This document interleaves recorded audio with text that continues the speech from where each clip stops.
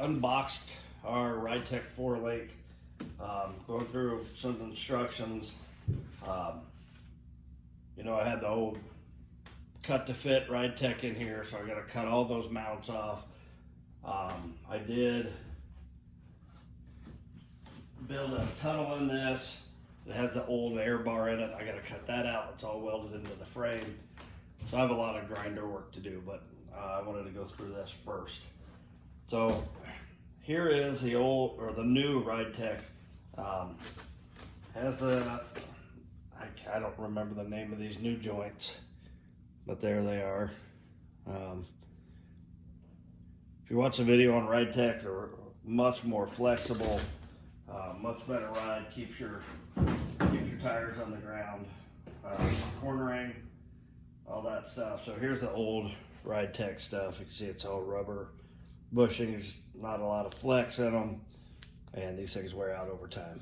So anyway, so since we upgraded to all Airride on this, everything, I just went ahead and purchased the new Ridetech 4-link because apparently I have nothing better to do with my money in time than redo everything. So these are designed to go on your pre-existing. If you have leaf spring or whatever, you can adapt to those leaf spring pockets. We don't need this. I ordered the Curry rear end, which they work with Ridetech, and will weld on all your mounts and everything. So that's already mounted on there. This mounts up inside there. We'll go through all this stuff. But these bars attach to your stock mounting point where your leaf springs go. The old 4-link in this welded in, so I don't have my stock purchase anymore, but that's okay because we're putting the frame connectors, or Ridetech frame connectors, which they replace all that. So this is a really well built frame connector. So it goes in your old stock spring purchase, then this thing connects into there, and then it connects to it slides over your front body mount and your subframe. So we'll go through all that while we're doing this also. And so there is the Ridetech rear air.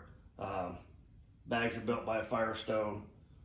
You guys know Ridetech was bought out by Fox Shock, so you see all their stuff, it's Fox and Ridetech on here. So anyway, we'll go through all the installation of this.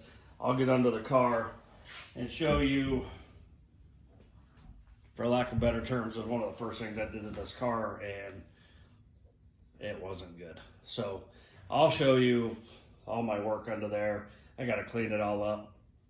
So we'll grind all that off, repaint it all, and then we'll go through the steps of installing this new 4-link with the Airride and the frame connectors. So it should be a pretty lengthy job. I don't know how many hours I'll have into it,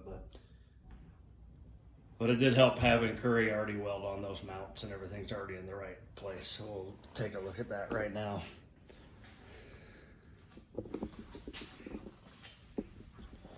So that's the Ford 9-inch that I built. It's narrowed, obviously. So they already mounted the Ridetech lowers and the uppers on here. So that's one less thing that I'll have to worry about. The kit does come with everything you need to weld in, all the new mounts and everything.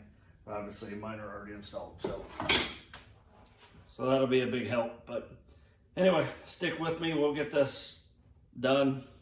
Hopefully you get some good information off this.